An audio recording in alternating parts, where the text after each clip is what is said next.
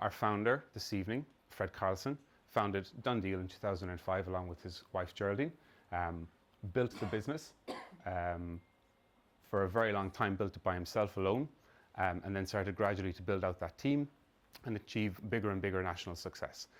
In 2011, they sold part of the company to a Norwegian company, Schibsted, and in 2015, DoneDeal merged with Distilled Media, who own the Daft and Adverts and Boards.ie properties. So it's a really interesting story about how he started off, solved a problem locally for himself, and ended up growing an incredibly successful and household brand name. So without further ado, I would like to introduce our guest for this evening, Fred Karlsson. Can you please all stand up and give a warm round of applause? Welcome, Fred. Have a seat. I thought everyone stood up to go out, but yeah. Okay. Thank you for staying. Yeah, it was a long introduction, wasn't it?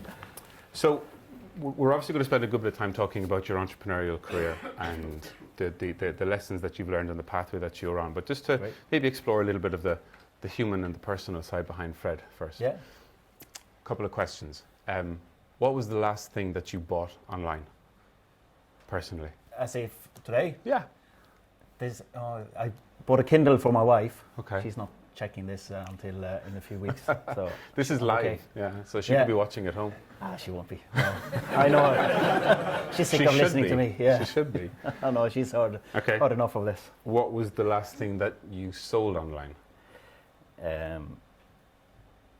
Last thing I sold online was drawers back in the house. Okay. That we needed to get on DoneDeal. You got them on DoneDeal? You just sold them on DoneDeal, yeah. Yeah, it's a great place. Have you heard of it? So I'm trying to buy this piece of furniture at the moment, and Maybe your mum bought it. I don't know. I don't possibly she possibly bought something, but I'm trying to buy a piece of furniture, and I get all these alerts. Everyone else used the DoneDeal alerts at some stage, but I also get all the emails saying that people signed up to come this evening. So my inbox has been 90% DoneDeal related, emails for the last couple of weeks. So thanks for that. Glad to hear. Yeah, great. So let's go back and maybe talk a little bit about the genesis of DoneDeal in 2005. I mean, I think everybody is familiar with what it has become. There's probably a lot of people who aren't familiar with the early days. So do you want to spend a bit of time, bring us back in time to 2005? Yeah. So I might even start a tiny bit before that, just to put some things in context. So my name being Fred Karlsson is not really an Irish name. I'm Swedish originally, but I'm married to a lovely Wexford lady. We live down in Wexford town. I came over to Ireland in '97 first. My idea was to be here for 6 months. And here I am still. I liked Dublin a lot. It's a great place. Ireland is a really nice place to live. So I'm stuck here now, and a good place to be stuck. And but the idea to DoneDeal came up when, so I met my wife around 2000 when we travelled a bit. We lived in Australia for a while, and then we moved to Sweden, lived there for a few years. And in end of 2004, we were moving from Sweden back to Ireland, and we had a whole apartment full of IKEA furniture, of course. And we said it's not worthwhile shipping that over, so we'll try to sell it before we head off. And we used a Swedish website called Blocket. It means notepad, it doesn't really matter. And we took photos of all our furniture, put it up on the website, and within 3 days most of it was gone, and we had money in the pocket, and we were delighted. And then we came to Ireland, and we were kind of on the other side of the fence, where we needed to buy second-hand furniture. And we realized that there wasn't a website like that yet in Ireland. It was Ireland still had the buy and sell magazine and the back of the newspapers. You have a little paper text ad, and it says blue 3-seater sofa. You have no idea what that looks like. I'd buy that. Yeah, exactly. Yeah. That will go really well with my red drawers over there. Yeah, you have no idea. So we said, this is, what does that mean? Is an opportunity here? And we started looking around and researching, and we realized that most countries, at least the countries who were quite well developed in the internet usage, they all had a website like that Swedish one. We said, this is definitely coming to Ireland, and maybe, just maybe, that can be us running that website. And both myself and my wife kind of come from a background of IT. I started programming when I was selling computer games with a friend when I was 14, so my background was always in programming. So we said, well, writing a website like that's not too much work. let's say start it and see what happens. Did you at any stage kind of look around and try and do market research and figure out how many customers there might be with broadband who could access and do the keyword Google search to figure out was anybody searching for classifieds? Or we did a bit of research, but in a different way, because we knew that internet usage was growing, because it wasn't, you saw all the curves, and you saw the curve in Ireland. Ireland was a little bit behind at that time. The internet usage hadn't really rolled out across the country yet. But all the curves are pointing up, and if you looked at any other country in Europe, they were all going straight up. So we knew that was coming. So there was nothing secret there. Our research really was based on looking at these other websites in other countries and see what was the population in that country, how many ads did they have on their website, how many people did they have on their website, whatever information we could find. We also tried to find out what kind of turnover would those sites have. And that gives us you realize that they're all, there was obviously quite big differences, but there was a guiding star that, okay, we're aiming, this is where we can probably get to. Okay. Did you, when you figured out that measurement of this is possibly how big it could get, did you give yourself, a length of time and money you would spend to get to that point, or did you just say, let's go for it? Yeah, well, being a programmer, we're not really fond of timelines. So we just started writing, and we said, well, we'll launch when we're ready. It's proper, I'm not saying this is not a good way to run a business, but that's where we came from, and that's how we started. So we started, because we had been traveling, we didn't have any money left, so we had to have daytime jobs. I was working for a company doing banking software. Geraldine was back consulting for Microsoft. So we were doing this in the evenings and the weekends. And whatever way we swung it, I was doing most of the programming, and I kept Geraldine then as a project manager to kind of keep me a little bit on track, because as a programmer it's very easy to go off and do something that I find interesting but isn't really relevant to our customers. But we took us probably 4 or 5 months before we were happy to launch it. And what was that decision point? What was that trigger to say, this is ready for a customer, whatever that looks like? How did you decide, or was it? Oh, we had a test matrix. We said once we fulfill this, we go live. Okay. So talk about that process, going live. How did you find your first willing customers? Yeah, it's interesting. This is back in June 2005. We, as I said, we didn't have any money, so we had no money for marketing. We said, okay, now it's ready to go live. And I think in hindsight, as a programmer, I hadn't really thought past the programming bit. I said, this is it, I'm sorted. This is now it will just do its own thing, Yeah. And life isn't really like that. You have to really push it. So the first problem you have when you launch a website like DoneDeal is you realize that it's actually not about programming. I was mighty proud of the programming I'd done, but when suddenly I realized it's actually not about the website. It's about the ads on the website. No one cares about the features of a website really, as long as there's some certain basic features on it. It's all about the ads and the photos and what stuff you can see and what you can buy on the website. So the first thing you do is realize we can't launch with an empty website, because then it doesn't matter how much programming we've done. When you come to that website, it's a crappy website because there's nothing on it. So we said, well, how do we solve that? Well, the way we did it was a bit dodgy, but it worked really well for us. We basically walked around the whole house, took photos of every single piece of furniture in the house, put it up on the website in their different names, different counties, different phone numbers. We were living in rented houses as well, so none of this was actually our stuff. And it worked well, I think we had about 60 ads on the website when we launched. What does worked well mean? Did you sell any of the stuff that you didn't own? Well, we couldn't, obviously. So I kept, for whatever reason, one of the ads had my real phone number on it, a bicycle that I put up. But that was a bicycle I borrowed from my brother-in-law to get to and from work. So I really couldn't sell that. But people kept calling us on it. And I said, oh yeah, no, sorry, it's sold already. So, after a few days I had to take it down. Yeah. We put prices quite high because we really didn't want to sell it, and still there was people interested in it, and that was an eye opener. You realize that actually people will pay more than you think for things. So we launched with 60 dodgy ads on the website, and our main marketing strategy the first few days was really, and keep in mind this is 2005, you can't replicate this today. At that time it was quite a big thing that there was a new website launching. So we basically just sent an email to all our friends and said, here's our new website, please tell your friends about it. And we were lucky, we had one of our friends works in An Post, so she sent it out to all at unpost.ie. The sysadmin wasn't too impressed with that. That's actually still an email address, all at unpost.ie. You should try it. So got a bit of traction actually just from sending it to a few friends who then sent it on to others. I mean, this day and age there's new websites launching every day, so you don't get anything from that. But that was actually our first marketing push. Do you remember the first thing that was actually for sale that someone could legally sell on the website? It was actually a place for rent up in Donegal, a cottage. Okay. Yeah. This was Airbnb as well as like classifieds, right? Yeah, it was a bit like that, yeah. And it was someone in Microsoft, but there was a first person we didn't know the email address of. We had no idea who that person was. At that stage, were you able to take payments, or how were you doing any sort of, Yeah, it was free for the first year to build up the volume of ads. Okay. We'd seen in the other countries, they all had different models, but a good few of them charged to actually put up an ad. So that was the model we were aiming for. We knew we were hoping to get to that. But we said in the first while we have to have it free, because otherwise who would give us money for something they don't really trust yet?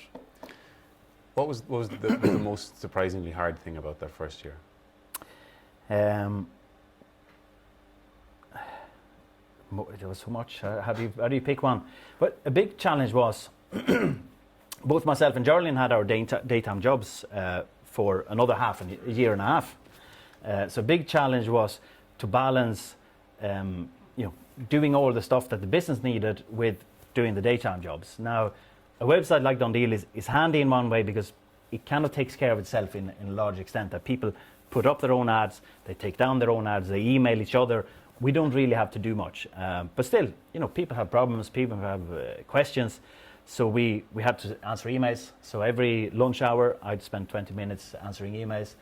In the evenings, first thing, answer emails, and then work on the website in the evening, add new features and do some research and all that kind of stuff. So time-wise, it was, it's a tough time in that you have a daytime job and then you have to switch over your mode to this hobby / passion, that really needed the focus.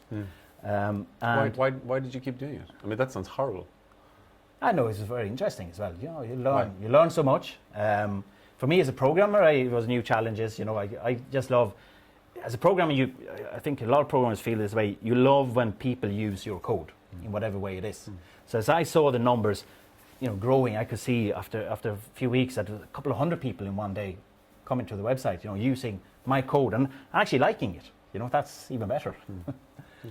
Okay. So you said a minute ago that it was a year and a half before either of you went full time into it. So again, talk a little bit about that trigger. What made you? What were you seeing in the numbers, or in the competitive landscape in the market that gave you the signal that it was time to double down? We talked about it for quite a while, and at this stage, then the website was making a little bit of money from because we charged €3 per ad. We made a small bit of a revenue from banners on the website, but that was minuscule really. And we started talking about, okay, when do we actually make the leap of faith? Because it's a big leap when you have nothing saved in the bank. Yeah. And this time we were living down in Wexford. We had good, what my mother-in-law would say, good, decent jobs in Wexford. Geraldine was working with the EPA, I was working with the county council, and it's unheard of in Wexford to leave jobs in public bodies. So, there was a lot of discouragement from that point of view, from everyone we knew. And we said, well, how do we know? What's the triggering point here? We said, well, let's have it so that when we leave, we can pay ourselves a small bit of a salary, not much, but a tiny bit of a salary, and still have a bit of money left for marketing. And so that point came in, I think it was April 2007 then, that I handed in my notice in the council. It's a big uproar in the council, first time ever someone left, I think. And, was able to pay myself a couple of €100 a month as a salary, and then for sitting at home in the spare bedroom and stare at the wall and try to, slug away at DoneDeal. you obviously yourself and Geraldine discussed this, between you a lot. Did you seek input from not anybody in the council and maybe not your mother-in-law, but did you seek input from, I don't know, investors or other entrepreneurs? Yeah, at that stage. We were working with. I was always talking to anyone who was willing to talk to me about it. Again, Wexford doesn't have a whole lot of IT companies and people that were suitable to talk to, but I did speak to a lot of people who had grown other businesses, in other ways, and because there's a lot of, when it comes to growing a business, there's a lot of similarities as well. There's a lot of differences, but there's the whole idea of minding your own head and minding your own, minding your family and making sure that you're not falling out with them as well. So I was talking to anyone down there who had grown any kind of decent business and wanted to talk to me. Okay. And it was very helpful, There was one stage when I think it was a bit before I left. We were actually looking. We said we might look for investment, because that would help us. If we had a bit of investment, that would safeguard us going full time.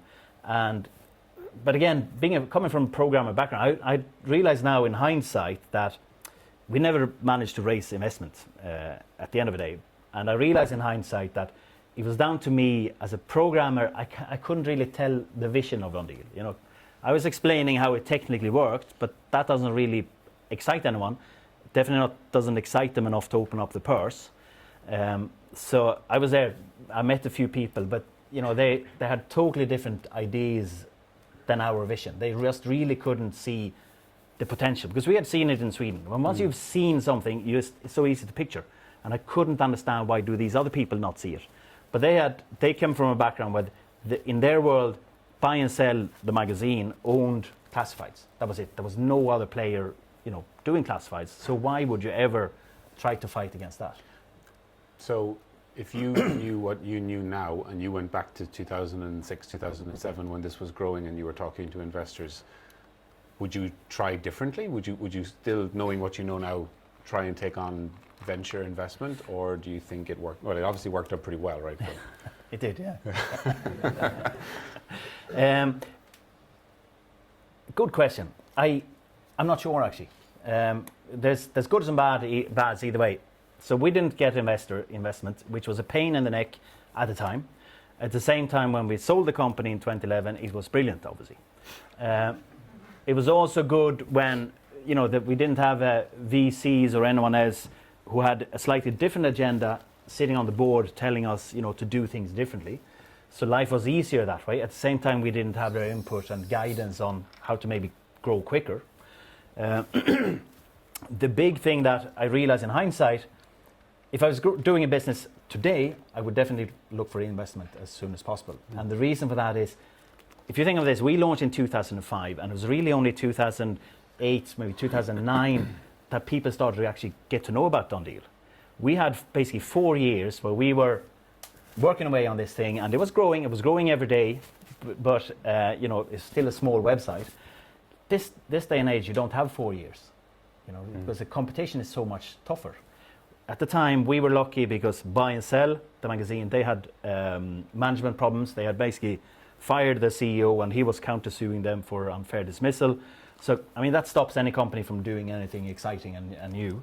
Gumtree, who is owned by eBay, they were really focused on the UK, and Ireland came under the UK office. They really didn't have time to think about Ireland, so they never pushed much there.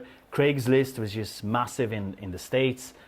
We're starting an international expansion. They spent no time on Ireland, because Ireland is so small. So we got away with a lot of things because the big boys were battling it out in the big countries. But 4 years, of grace time that we could just work away and be happy and, paddle along and do our thing, that doesn't happen these days.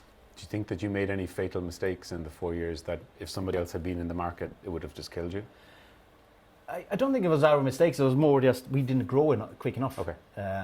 Well, I guess that is a mistake. If it's interesting, being a programmer, I love numbers, so we had good stats on the website from day one, and it was amazing. You could see every single month the traffic numbers grew by 5 to 10%. Every single month. When the number is small, 5 to 10% on that is still a small number. But when it started to be a bigger number, that curve starts to look very exciting. Yeah. But the month I went full time, that number changed from 5 to 10% every month to 10 to 15%. So if we had done that, started that maybe 2 years earlier, we would have grown so much faster. So giving it, your full attention is invaluable, really. Let's talk a little bit about the phase when you decided to expand the company. And obviously yourself and Geraldine were full-time after about 4 years, you said, I think, or thereabouts. What made you decide then that you should expand the team and start bringing other people in? Yeah, well, the first thing was this: we didn't have time to do all the emails. It's practical things like that we were busy answering emails to people. So we said, well, we need to get a bit of help with this. So the first person we hired was to help us with customer support, and it was actually her name is Donna. She's still working with DoneDeal, and I have to tell you a story. It's got quite a funny story on how you find people to work with you. Donna was at the time 25 maybe. She was a single mom. She was living in Wexford, doing a course in a 4-year course in Kilkenny to become a psychopath, I was going to call it. What was it? Counselor. Counselor, yeah, some kind of counselor. And she doesn't have a full-time job, so she cleaned our house. And this is how we came across this woman, and she was cleaner, and she doesn't mind me telling you the story because she was cleaning our house. And if you have a person who cleans the house, cleans people's houses, has a child of, I think he was maybe 5-6 years old at the time, commuting to Kilkenny 3 days a week to do this course, 4 years course. It's not a couple of weeks, it's 4 years commitment, and she was keeping with it. And at the same time, while she's cleaning our house, she takes the time to, when she puts up the toilet roll in the bathroom, she folds in, the little arrow that you get in hotels. She is a psychopath. And we said, I really don't care about having that little arrow on my bog roll. It's really not that important to me. But someone who takes the time to think of that when they're so busy with all the stuff going on in their life, I said, this person just thinks about people all the time. We have to have her in the company. So that was the first person we hired, and she's still with DoneDeal now. She's social media manager. So did you immediately switch your name to CEO Fred Karlsson at that stage and start swaggering around Wexford? Of course, yeah, the business cards, yeah, and all that. What changed for you in terms of because you said Geraldine was project managing you. Yeah. You were CTO, I guess, but also co-founder. But now you've got the responsibility of another person. Yeah, well, the first big change was it felt a little bit weird to have Donna sit in that little box room that we had at home. So we said we have to have, if we take her on, we have to have an office. So we found a lovely little office in Wexford town. So that was a big change. That suddenly, you go out of your house to the office. It's not just to open and close that one door from the kitchen. That was nice, nice change. The other bit was that, and I'm not going to take any credit for this. This is all Geraldine managed this. She's good with people. I'm good with computers. As soon as you take on the first person, you have to start thinking about what's the culture of the company. What do we want the culture of the company to be? It doesn't really make a big difference when there's only one person, because especially when there's two founders or a couple as a founder, like it's our culture. Whatever happens is our culture. But we have to start very quickly to think about what do we want the culture to be when we're a few more people. So Geraldine sat down one day and said, okay, I'm going to put a bit of effort into this. And she came up with kind of a list of a few things that we should do on a weekly basis. So one of the things, and it's still in effect as far as I know in DoneDeal, every day there's a mandatory tea break at 10:30. So 10:30, no matter what you're doing, how important your call is or stuff, you have to leave your computer and go and sit with everyone else in the kitchen area or have a cup of tea. And I thought it was a stupid idea. I was working away on the computer doing important stuff, I thought at least. And my wife would come over and she'd pull me in the ear and go, no, you're coming down. No, I can't, I don't have time, I'm really into this, it's going really well, and all these excuses. But she'd pull me down. And I realized after a few weeks, no, actually this is really, really important, because having that tea break, joint tea break every day meant that, especially then when we started taking on other people, everyone got to know each other. as soon as you get otherwise 6-7 people in the company, you start getting clicks, and suddenly people don't know. They work with each other, but they don't know anything about them privately. In DoneDeal, now there's 55 people, so not everyone knows everyone to that level. But when we were 10 people, everyone knew what the other people's parents were like, what their kids were like, what age they were, where do they go to school, how were their family, how was their relatives, what did they do over the weekend. And that makes the interaction much more personal.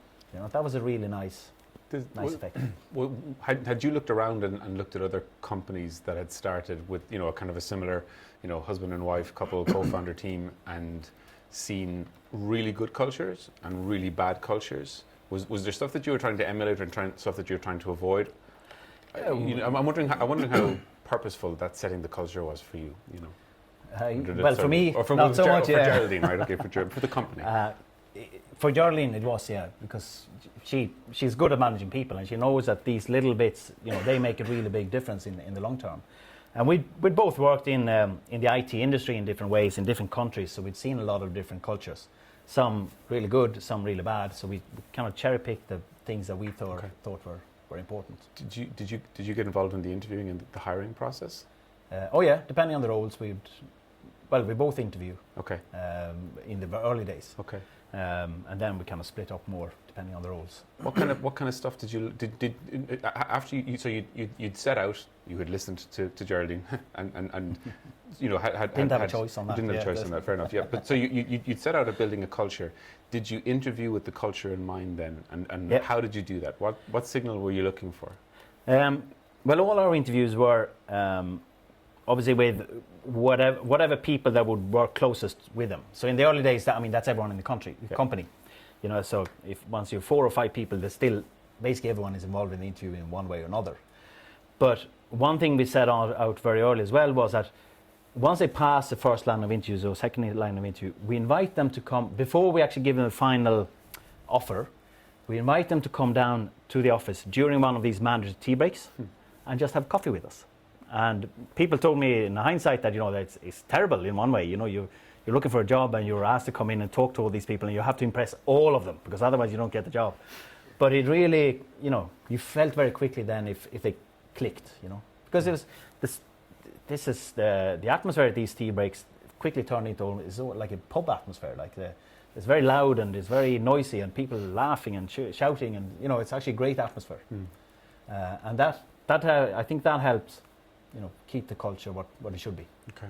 Did you you said you were more involved in hiring for some roles, so assuming from that you're talking about technical roles that you were hiring for. Yeah. Choose how you want to answer this now, but did you hire people who were going to be really good at listening to you and doing what they were told and building the product in Fred's view, or did you seek out people who were going to challenge your ideas around the product? We seeked out people who would listen to customers.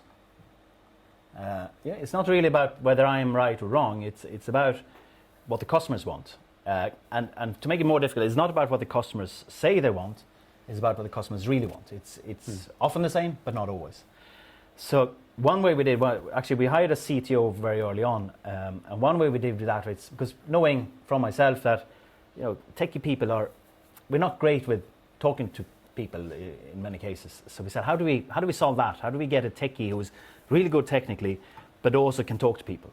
And what we did was we advertised for a CTO, but we said, you know, to make the application, put up a 1 or 2 minute video of yourself on YouTube.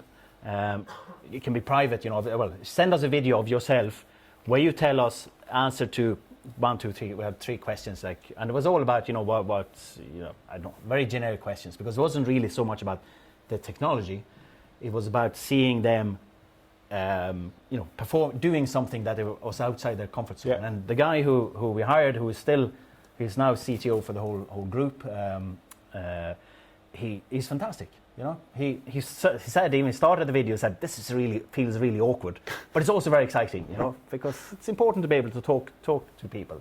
And you know, we got a few other applications, but none of them, you know, felt that honest, I guess. Yeah. So that worked out really well. We have another person actually who worked with DoneDeal. It's Melrona. Put up your hand. You have to say hello. This, I'm going to point her out. She hates this stuff. Melrona, customer service manager, she until a few weeks ago in DoneDeal, and she came to us she was working in one of Ireland's best spas, Monarch down in Enniscorthy, who just keeps winning prizes left, right and centre. She came to us. She didn't. It's fair enough to say you had no idea about computers really at the time. Yeah, but what she did know was she came from a hotel where, when people make a booking, they try to listen to what size is this person on the other side of the phone, so that we can put the right size bathrobe in the room. And when the person comes to check in, if they realize, no, this person is bigger or smaller than I thought, they get someone to run up and change that bathrobe. I mean, how much attention to detail is that? But if you think of it, if you're a large person, it must feel pretty shitty to put on your bathrobe and it only comes to here. Or if you're, very petite, if it's like this, So that's a level of attention, that to me, that's people who really think about customers and users. Did you find it difficult recruiting in Wexford? And how much did you try and not let people know that you were Wexford? Or did you try and make that that's 3 questions. Nothing against Wexford, stop laughing. Let's start, well, first, as a brand, DoneDeal brand, I don't know, how many here knew that DoneDeal is based in Wexford? Very few. Good, and our intention was always to treat it as a national brand. We didn't want to we didn't mind people knowing they were Wexford, but we really didn't want to tell it. Because when people hear that it's a countryside brand, it means something slightly different to them. So I'm happy to hear that most people didn't know it here. At the same time, so of course, when you're advertising, you have to tell them where they're going to work. It was big. It was good and bad in different ways. Technical jobs or technical roles were difficult to fulfill. We very often ended up having people who worked in Dublin, maybe for a while, got the experience there, and they were in a different phase of life where they're looking to settle down. So they were looking maybe to move down to Wexford. They had kids. They're in a different life phase. But once we found them, they would stay with us for a very, very long time. One's because there's not many other jobs in Wexford, so that helps. But the other bit as well, I think, is that they're a little bit less focused on career. They're a bit more focused on family. They want to have a steady job that they enjoy and where they get to do cool stuff. But then, they're not willing to move to a new job every year just to enhance their career. So it worked a bit both ways, So in the end of days, we ended up having a sales office in Dublin as well with 5 people because when we started doing sales to bigger brands, to get Vodafone to advertise on the website and things like that, we really had to have people on the road up in Dublin, and it didn't make sense for them to drive up every day. So we ended up with a small sales office in Dublin. I think if you're in Ireland, Dublin is a big player in the market. You have to do something with it.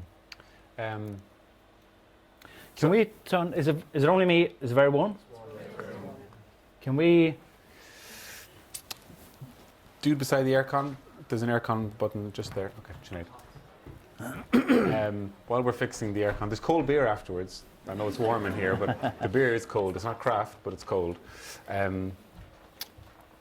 You're obviously you continued to grow throughout that period. Like after you started taking people in, you started growing, you started seeing success. What was that like for you? I mean, like you would, by the sounds of it, initially set out to say, let's just fix the problem of me not being able to buy or sell the furniture here locally. You fixed that problem. Clearly, everybody was using DoneDeal. What was the success that was continuing to get you to go into the office every day? Because the product hadn't really changed an awful lot. Yeah. So what was keeping you going? Well, we very early set a vision. That and to me, having that vision was actually very important. So when we had the little box room, even at home, we put up a whiteboard, and we wrote the vision at the very top of that whiteboard. And the vision was Ireland's biggest classifieds website. So yeah, but you got that on day one, right? There was no classified websites. Well, Buy and Sell had a website. That was a crappy website, but there was a very well-known brand. They had a fair bit of traffic on the website. Okay. So we only actually became Ireland's biggest classifieds website in 2010. Okay. So because there was really buy and sell was the one who had a lot of, because people knew it, so if they were looking to buy something, they would go automatically to their website. So that was, and to me, whenever I looked up at that, again, coming back to being a programmer, having so many people using my code and being happy about it, that excites me. So that's got me out of bed every day. But we also realized very quickly that biggest can be in different ways. Is it the one who makes the most money? Is the one who fits on the biggest screen? Is it, you can measure biggest in loads of different ways, and you pick the one that suits you. So we had said, well, we have to qualify it a little bit more to make sure that we're talking about the same thing. So we said Ireland's biggest classifieds website by number of users, by number of ads, and by number of items sold. So 3 qualifiers in kind of priority order. And that was important because at one stage we were approached by a bunch of car dealers. When the website was starting to get a bit of traction, a bunch of car dealers came to us, and they wanted to feed all their cars into our feed of our ads feed. Of course, we were delighted first. If we said, okay, that's good because we get loads of new ads, so it fulfills the second one of our vision. But the day we turned it on, we realized that we just did this totally wrong. It made a really crappy user experience because suddenly we've got a couple of hundred ads per day at this stage. Normal stuff, so sofas and beds and all that kind of stuff. And then suddenly we get 200 car ads. And that just pushed everything else down. And then every day there would be another 200 car ads. And it totally changed the feel of the site, and it changed the experience for the users. Plus cars, especially dealer cars at the time, didn't sell all that well. So they really crashed our number of items sold stats. So we've actually turned that off after a few weeks. We said, guys, this doesn't work for us. It's let's come back in a few years and talk again when we have a bit more size and it might suit us better. But having that guidance really, really helped. So a couple of things on that. Talk about the process of deciding to switch it off. Deciding, shit, that didn't work, even though, as the co-founding team, we believed that this was going to be a great opportunity. How did you manage that process? And then the second piece is, how do you, going back to the staff and the hiring, did you look to the team for innovation? And how did you communicate and bring the team along in terms of, hey, this is the vision and these are the 3 most important things to us, and we want them to be the most important things to you? That's a load of questions, but kind of as usual. That's all right. Yeah, we'll manage. I'll pick a few of them. Well, switching off again, being a programmer and being Swedish, we're at the end of the day we're kind of half German. We're fairly blunt in many ways. So the guys weren't paying us either, so that helped. So we just switched it off one day and said, I called them and said, sorry guys, I've turned it off. They weren't too happy about it, but there wasn't really much more thought to it, and that actually, yeah. The other bits are about internally you were aligned on that being a bad thing, right? Yeah. Okay. Yeah. Oh yeah, because we all felt that this changed the whole feeling of the site from a site where you discover exciting stuff, as in some people find second-hand drawers a bit exciting because it suits whatever style they have in their house. I might look at it and I think it's crappy. Someone else looks at it, they think it's fantastic. Another one I look at, I think is fantastic. They think it's crappy. So it's all, everyone has different ideas of what is exciting. But DoneDeal was exciting because it was all different stuff on the website. When you suddenly get a feed of car ads from dealers, they all look the same. Yeah. They're all taken at the same angle. It's just the only difference is the color of a car and the reg number. They all look exactly the same. It wasn't exciting to look at the website anymore. So that was an easy decision. When it comes to innovation, I think innovation in a company changes a lot depending on the size of the company. So let's talk a little bit about when you're a small company, because it's. I think we did that very, very well. I'm not so sure we did. Just when you say small, what are you talking about? Say up to 10 people. Okay. Something like that. When we're a 50 people company, you have to have a whole different structure about innovation, who does innovation and what does it mean and who can push through what and stuff like that. So let's talk about the 10 people company. We did again, some simple things in the culture. We had a Friday every afternoon. We had a frigging great ideas Friday, and it was again coffee. There seems to be a lot of coffee theme on the culture. So Friday afternoon, we'd buy fancy coffees from the takeaway around the corner. It wasn't just the machine done there. Fancy friggin' Friday. Yeah, that's. Yeah. And someone had to run down and get the coffees for everyone, and then we go back, and then we sit there in the office at 2:30, and we have a small meeting. It was only about half an hour, but everyone in the company had to attend, and everyone had to bring at least one idea of things that we could improve.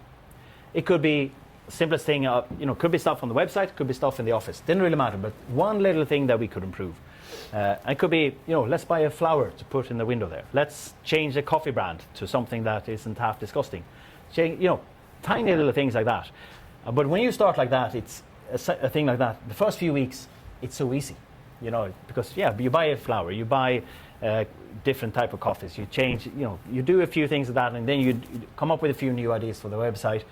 But then after a few months of that, or 6 months of that, it actually gets difficult to come up.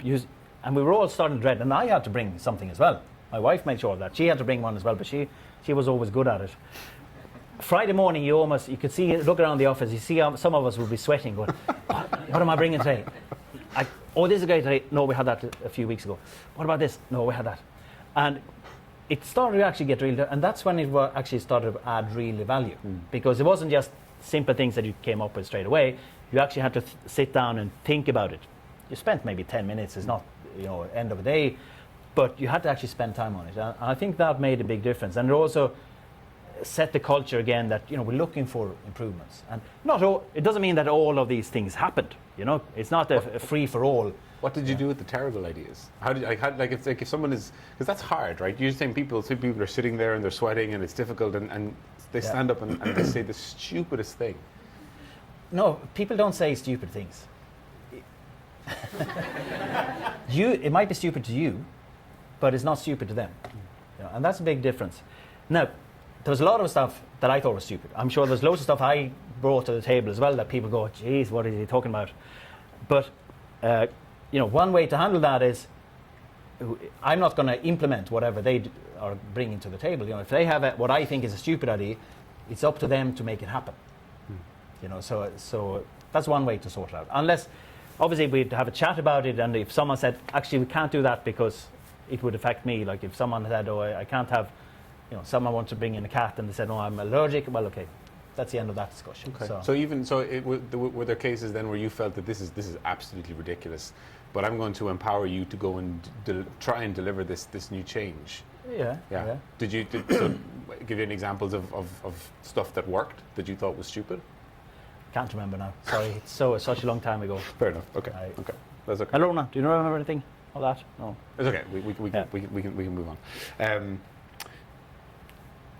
Let's talk about Schibsted and that I suppose that period of saturation. I mean, like you did become the biggest in 2010, and growth probably was starting to slow down. You probably weren't hitting that 10-15% anymore. No, it started to level out. We're hitting a ceiling. Okay, so talk about the Schibsted then. So this is 2011. Still growing well, but you can see that there's an end coming. At the time we had, probably 300,000 people on the site every day. There's only so many people in Ireland, so we knew there was an end coming. At that time, then we got a phone call from this Norwegian company, who we knew actually owned that Swedish website, that we basically copied. We modeled it on the Swedish website. And they said they just like to meet for lunch, and of course you get very nervous and excited at the same time. And we went to, from day one they were really nice people to deal with. They came down, they had lunch, we had lunch with them. We chatted a bit, and they told us, we talked a little bit about our website. Obviously we were very cagey, we were trying to be professional negotiators. We're not going to give anything away here now too much, but we were having a good chat, and it was kind of scary because this is a company who runs similar websites in 20 other countries. So they know this business a lot. So there was times there we were sitting at the table, and I remember they were saying something like, oh, you have so and so many ads in that section. That probably means you have so and so many users, and then you have so and so much revenue, and blah blah blah blah blah. And I was going, I have no idea if that's true, but obviously couldn't say that. I was like, oh yeah, that sounds about right, yeah. And then we'd rush back to the office and look up the stats, and they were spot on. They just knew the business so much, and I'm sure they were showing off their brains a bit to show that if we negotiate with you, don't tell us lies because we will know. And they did that well, but they did it in a nice way, in fairness. So it all started with a lunch, and then after a couple of weeks or months of chit chats, things started to get a bit more serious. They said, we're interested in putting a bit more of an offer on the table here, but to do that we need to know a bit more details of your company, to see a little bit more of your back end stats and things like that. And obviously, that's a really exciting time. It's also a bit daunting, obviously, especially I have no idea how to deal with these type of companies. Neither does my wife. And we started to think, well, we need to put a team together here to help us close this deal. And we need to take a little bit of ownership of the process, so that they are not just keep telling us what they want. That we get a little bit. Ideally, when you're doing something like this, you don't want just one company to tell you, we want to give you so much money. You want to get kind of a bidding war going, so drive up the price a little bit. So we said to them that, okay, that's okay, but we actually did have a few interested parties before. A few other companies had approached us and they were interested in investing or buying or whatever. But at the time we really didn't feel that we were in the right place to do it, so we just pushed them off. But we invited them back into the process. We said to Sheepstead, we're going to take a step back now, and we're going to go out and bring in 4 or 5 companies into an investment with an investment proposal.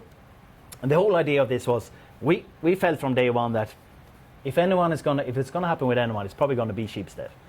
But we really just wanted to feel that we were in control of the process. So we basically invited them all to an investment round where we sat down and we gave them information. And all the information that one party got, the other parties got as well. But it meant that suddenly it was our process. It wasn't their process. And that made a huge difference, I think, to our, you feel much more self-confident then when you're going into the room with these guys. So you mentioned, so there was some market factors, right? There was market pressures there. There's more water there. Yeah. There was market pressure in terms of the plateauing of the growth. What else had changed? And in particular, what had changed for you and Geraldine in terms of your being open to talking to Sheepstead, where previously you had felt it wasn't the right time? Yeah. There's a few things that came together. So we're kind of hitting a ceiling, and we're kind of going, we're not really sure what to do about it. We had loads of ideas, but we kind of felt, okay, we kind of reached a plateau where we're not really sure what's coming next. To be able to tap into these 20 other countries, and some of them are well ahead of DoneDeal. They like the Swedish website had been obviously up years before us. So it has really pushed through and saturated the market in Sweden really, really well. We said, being able to tap into that knowledge and go and meet, it's not about someone telling us what to do in Ireland, but for us to go and meet the CEO or the marketing director in Sweden and talk to them, what do they do? What works for them? What doesn't work for them?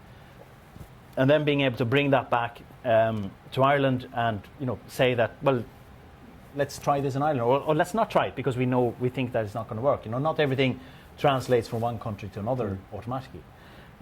So that fountain of knowledge was very attractive.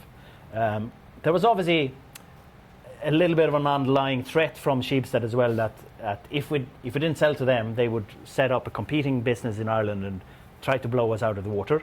Again, they said it in a very nice way to them, fairness to them, but obviously there was a threat there, so that was part of it. But a big part of it was really, if I look at the other interested players, they just didn't come with that extra knowledge on the outside. Okay. So 2 of them, they really just wanted to shoehorn DoneDeal into their existing group to support their existing businesses that have problems. It's kind of print businesses and stuff. And classifieds have obviously pulled out a lot of revenue from print businesses. They said, if we can get DoneDeal in there, we can use that to support our print business. I was going, that's not where we want to be.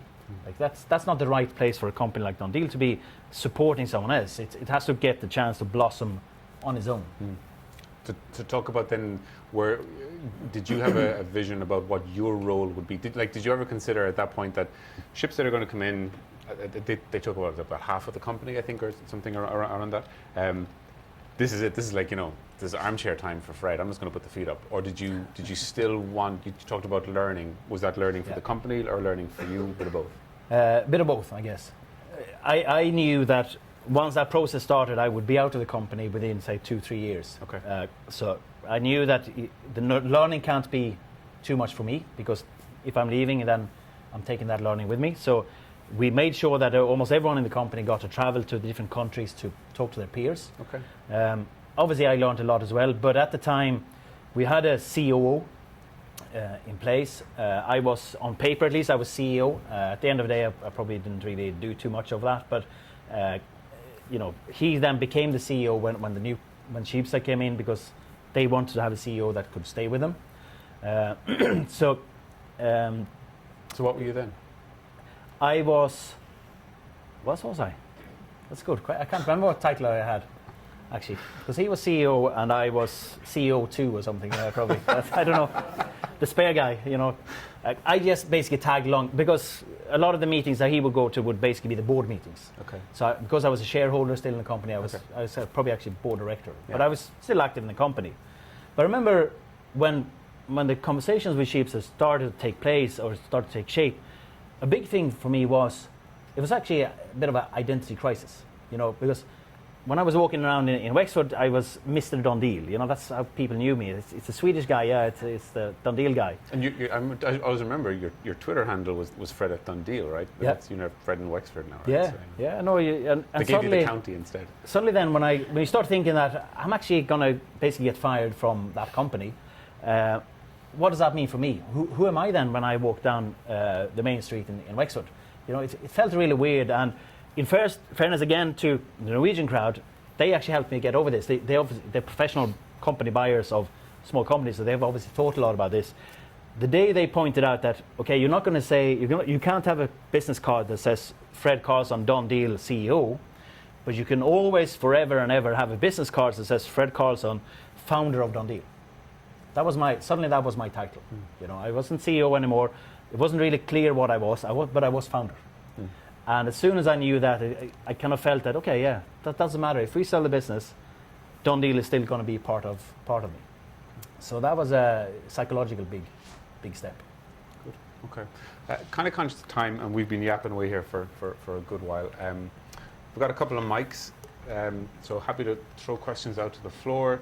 You mentioned you brought in a CTO. I'm kind of curious about that, with your technical background. Was it easy to let go of your role, your baby, and leave somebody else to be responsible for? Well, it's obviously never easy, but he was such a great guy, that I felt fairly happy. It wasn't as difficult as you might think, but you have to consciously, especially in the first few days, when he gets a few months to prove himself. Before that, it was a bit cagey and back and forth and stuff like that. And I would always be there meddling and. But he was good as well. He'd tell me when I was meddling too much and tell me to sod off, and we had a good relationship that way. But as soon as I realised how good he was, that was it. I just threw it at him, and I had to focus on other things than my CEO stuff, as in a lot of marketing, a lot of networking and things like that. So it was actually reasonably easy. Sorry. Yeah. You ever tried to personally let somebody go? Was it easy or difficult? To let someone go? No. I was the first person to leave DoneDeal. It's true. You're laughing, but that's phenomenally rare. I mean, that's insane. Actually, Geraldine was the first person to leave. Did you fire her? Yeah, I wish. So, and then I left. I was first. So no, I never. And you know, touch wood. I'm delighted I never had to do that part. Yeah, so, sorry. Was it a part of the interview process? Did you prevent that? Yeah, I think it's a bit of. We did get a really good match with people. But then, yeah, there's not a lot of other opportunities down in Wexford. That helps. We do have, I believe, well, for the type of people that we hired, we had a great culture. You know, so ask Melrona later on. She's actually left now a few weeks ago, but talk to her why she didn't leave earlier then. So she'll tell you the real story. Question Anything all the way else? over the back and one here as well. Yeah. We start with you there. Well, Hi, Amy Cochran from Blueface. My question is, what's next? That was my last question. I have to think of another last question now. Well, it's a few years since the process started with Sheepstead, so I guess in one way I'm already at the what's next. So at the moment then I'm investing in kind of early stage online companies. And you know, trying to bring some of my experience to them. Have to just put in a little footnote on that. I realised that, so I've been doing this for a few years. You know, I really left DoneDeal, say 2013 probably, and really focused on all the things after that. But so I've invested in a few companies. But I realised a little while ago, as much as I like to think that I'm a product person. You know, I think about products a lot and how they feel to interact with. And then I started thinking about me as an investor, what kind of product is that? And I realized I have a really crappy product because I invest in companies that I find interesting. And that's great, but if you do that, it's actually not a product, it's a hobby. And I realized there's two companies here I've invested in. There's Rory from Velocity, and where's Kieran and Mark from Meetings Booker. I've been on the board meetings with these guys. Plug your ears now because you're not supposed to hear this. There was a board meeting actually with Kieran and the guys probably 4 or 5 months ago. And I looked around the room and, you know, when we started working together, I'd like to think that I added some value there. I talked to you, we talked about the technical development, the process, the, you know, things like that. Mark and you and I had a bit of a chat as well. But especially then when Mark came in, he looks after product a lot, so he doesn't need any help from me. And then, you know, there's only so much you can tell people about the process of how do you actually develop software. Once you've told that, what's my role then? And I sat there at this board meeting and I realized there's people in there who are really great help for Kieran now with networks and all that kind of stuff. And I said, what am I doing here? I'm not actually adding any value anymore. And that's when I started thinking I have to rethink how I invest or what types of companies I invest in so that I can sit at that board meeting and feel that I might not have the knowledge, but well, there's loads of different ways you can invest. But one way maybe is that you invest in companies at similar stage. Because then I could at least, if Kieran has a problem, I can say, well, I don't know how to solve it, but I can put you in touch with this person in this company who solved that problem. Or you go after a certain vertical that you know. I have to do something. At the moment, it's just, that sounds interesting, I'll put some money into that. That sounds interesting, I'll put money into that. But that doesn't really add value over time. So at the moment, I'm not putting any money into any companies for a few months until I've got my head around that. Is that right? Yeah. I might be able to think of a way to help you with some of that money. Okay. So we have one down the corner there. Question over there in the corner. Sorry, did you get a mic? No? There's a question over there now. Yeah. How'd you come up with the name, is it? Okay. Yeah. Just to start with, DoneDeal, everyone, when I talk to people, everyone says, DoneDeal, how did you come up with the name? It's such a great name. It tells you exactly what it does. I'll tell you, it was a crappy name in the beginning. Especially if you're a Swedish person and you're trying to call people on the phone and introduce yourself. So, you know, I'm talking to them on the phone instead of, you know, I'm basically cold calling. I'm saying, hello, my name is Fred Karlsson. I'm calling from DoneDeal. And they say, what? Is that like Don Carlos? Or is it's like Don Stores? DoneDeal can be so many different things if you just hear it and you have no context. So there was actually a stage when we were thinking of changing the name. But we stuck with it. And to me, the name works really well. Once you see it, it's fantastic. You know, it's so easy and it's so clear what it does. The way we came up with it was, a very scientifically proven research method called a bottle of wine. Myself and Geraldine sat down one night at home and we said, we had loads of names, and we talked about these names back and forth, and we couldn't make a decision. We said, we have to decide on the name. Let's make the decision now. Sat down, had a bottle of wine, jotted down all our kind of ideas on this piece of paper, and the writing got worse and worse towards the end. And the day after then, we looked at this piece of paper, and whatever, the stuff at the top at least that we could decipher, the terms that kept coming up was, doing a deal, a deal done, all this kind of stuff, and said, okay, well, let's go with that. What was number 2? Don't know. Can't remember. Your memory is shocking. Yeah. Worst guest ever. Georgie. How did you transfer the culture to the remote team members? The things such as the tea at 10:30, that kind of things. Well, at the time, we only opened the Dublin office the last few years. So at that time, it was a new CEO's problem. I was not involved in it. He worked a lot with them. We hired the sales manager first, and he spent a good bit of time down in DoneDeal before we let him set up his own office in Dublin. I don't think they did the mandatory tea break. The culture up there was a bit different, and it's supposed to be, because that was all salespeople. Before that, we never had salespeople before, because all our stuff was technical people or customer support people or marketing people. But salespeople is a different breed. For good or for bad, they should be different, because they have a different task to do. So in one way, it worked well that we put them in Dublin. So because those cultures can sometimes clash, but they built their own little culture with kind of the basis of DoneDeal. Does that make sense? Yeah. Thank you. Question there? Sorry, what would your advice be if somebody was making a buy and sell app? Don't. No, well. Sorry, I'm too late in the process. Yeah. No, I'll tell you, there's probably ways to do it, but again, the reason Sheepstead paid us good money for DoneDeal instead of setting up their own one was they start off in Norway, and they have a fantastic website in Norway. Then they wanted to buy this Swedish website that we modeled, and the price was a bit too high, they felt. So they said, no, we'll just blow you out of the water. We know everything about this. We set up. They put in, I can't remember how many millions they put into doing this thing in Sweden, but they never got any traction. A game like Classifieds, size really matters. So if we have a website, well, I know of a website. I used to have a website that nowadays have 600,000 people on it every day. So there was a time there around 2009, 2010. There was new websites launching every day of the week.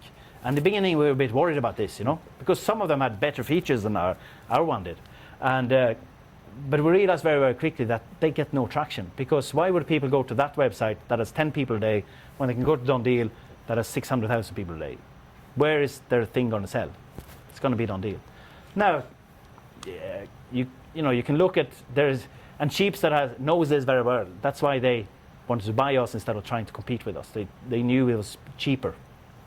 Now there is different. You can see in different markets that some apps and some websites find kind of a niche, and they manage to wedge themselves in that way. But it is very, very rare that countries change the major buy and sell vehicles. Facebook launched buy and sell. They haven't launched in Ireland yet, but it's launched in a lot of other big countries.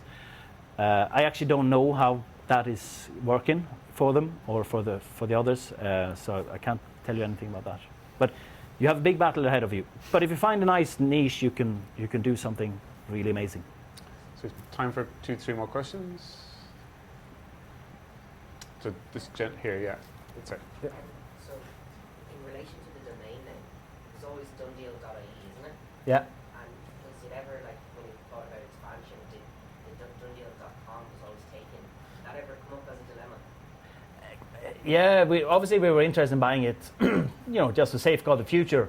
DoneDeal.com was some American real estate guy. Oh, you've seen the... Yeah, Yeah. And in the beginning, it was really annoying, and I'm sure he got a lot of traffic from Ireland suddenly to his website. But no, we were... Because for the reason I just said there, I knew that going into a new country is actually very, very difficult. It's not just about... It's not about the technology, because that obviously translates very easily.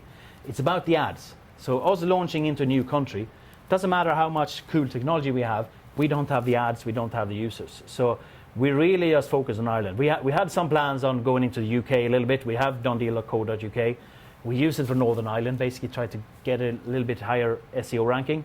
But once we joined Sheepstead, obviously then, our goal as part of the group, it will be Sheepstead going into the UK. So that closed all those ideas. But we already before that, we were fairly sure that it's just not going to work for us. Because we felt there was so much more to have in Ireland, that. Hi, Fred. I'm Eleanor from Wexford.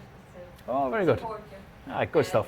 I have two questions for you, if that's okay. The first one is... Only if the first one is good. The first one is really good. Just when you're talking about Geraldine, it's quite obvious it's a very close relationship. And is that an advantage or a disadvantage? Like your business partners, obviously, so you're totally aligned all the time, and I'm sure you killed each other at home as well half the time as well because of the stress and strains of startup. But how do you stay aligned with your business partner? I mean, you're there and you're over your bottle of wine and you're thinking every evening about where you want to go and all of this. Yeah. Well, it's good and bad to run a business with your partner because you get to talk about your business and think about your business 24/7, which is fantastic when you're starting a business, because it needs that. But after a few years, that can get a bit tiring, especially when we had that little box room at home. So we sit across the desk from each other, staring at each other, working away. Then we, at the 5, 6 o'clock in the evening, we say, okay, now that's it. Let's go out and we have dinner. We cook dinner. We sit across the dinner table. What do we talk about? What do we think about? It was 24/7. It was great for a while. But when the company was growing, and I think we reached about 10 people, Geraldine and we talked about it, and she felt it was kind of good time for her to leave. We find some other people to do the job. I suppose I'm thinking in terms of, so I'm based in Wexford and my business partner is based in Dublin, and I'm working full time, similar story to yourself. But you're not a couple, or are you a couple? Okay. No. So it's how do you keep the mission, I suppose, aligned and your thoughts and keep that going that way at the very early stage of the start? Yeah, it's really about it's really about spending time together. I think it's a lot of that, which is difficult. Yeah, because there's nuances that you pick up when you talk to people face to face that you don't get in email. Now, at the same time, if you can't do that all the time, then the other bit is what really helped me is when we talked about the vision, not write down a vision, but then qualify it and keep talking about the details of it. Because we had Ireland's biggest classifieds website by users, by ads, by a number of items sold. If Geraldine, in her mind, for example, would have thought of biggest classifieds website by revenue, which is a great business to build as well, there's nothing wrong with that, we would have probably had way more clashes, because she would be looking one way, I would be looking a different way. So it's about finding those details in, writing a vision. Visions are fluffy. There's no end. People can interpret them any way they want, and it's about trying to find that. How do you interpret it, and how do I interpret it, and then how should we actually interpret it? A lot of that is happening in the subconscious. It's a very difficult process to manage. My second question is actually a technical one. So you do all in that company that you founded, you did all the development in-house, you being a programmer. Did you ever consider outsourcing it, and again, the advantages and disadvantages of that speed of implementation of controlling the development versus maybe outsourcing it? We never thought of it really. The reason being, because that's the background we come from, so we could do it ourselves. I knew that asking a programmer that question, but we also felt that if our main business is a website, then we have to be able to control our website on a level that if something goes wrong with our website, we can sit down and fix it within 5 minutes, publish it. If you outsource, you don't normally have that type of process that you can fix things out quickly. Now, having said that, I've spoken to a good few people who have successfully outsourced. It can work really well. It can work terribly bad.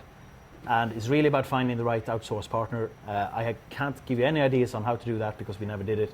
It can be done, but it's really difficult, I think. One or two more questions. There's one behind there. You. Yeah, thanks. I mentioned earlier about during your interview process that you wanted employees who knew what the customer wanted, what actually needed, what you really needed, and what they needed. How did you figure out that? How do you do that? How do you figure out what? What the customer really needed. You know, you mentioned earlier about the interview process. Yeah. Well, one thing is talk to more than one customer. You know, that's a good start. And then keep asking them, why do you want that? Well, why? What's going to happen? And why is that? And why blah blah blah? And you really dig into what is driving the customer. Now you can overdo it as well. You know, some people, you know, you have to trust the customer to some extent. I said 80% of what they say is what they want, but you have to try to just sometimes you know, if you hear something that it doesn't match up, you have to really dig into why are you saying that? Why is that important to you? And very often then they realize that, no, actually, this is what I was. Does that make sense? I don't know how to answer it more than that. It's really just about keeping asking questions and asking a few different people.